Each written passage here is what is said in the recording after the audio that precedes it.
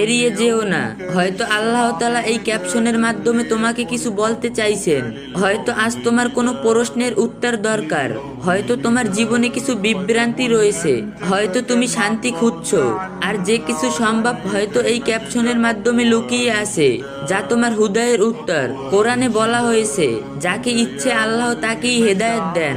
সূরা আল বাকারা। হেদায়েত প্রতিটি আকারে আসতে পারে, কারো কথা শুনে, কারো দোয়া থেকে, বা এমনকি একটি ছোট ক্যাপশনের মাধ্যমে। যদি তুমি এটি দেখছো, বুঝবে তোমার রব তোমার প্রতি রুষ্ট নয়, তিনি তোমার কথা শুনছেন। তিনি তোমাকে বলছেন, ফিরে এসো, আমি তোমার জন্য আছি। এই মুহূর্তে থামো, ভাবো, অনুভব করো। হয়তো এই মুহূর্তে তোমার রব তোমাকে কিছু বলছে। যেমন হাদিসে এসেছে, যারা আল্লাহর জন্য থামে, আল্লাহ তাদের জন্য পথ খুলে দেন। এখনো সময় আছে, খাঁটি নিয়তে সঠিকভাবে তওবা করে আল্লাহর পথে ফিরে আসো। আল্লাহ তোমাকে নিশ্চয়ই ক্ষমা করে দিবেন।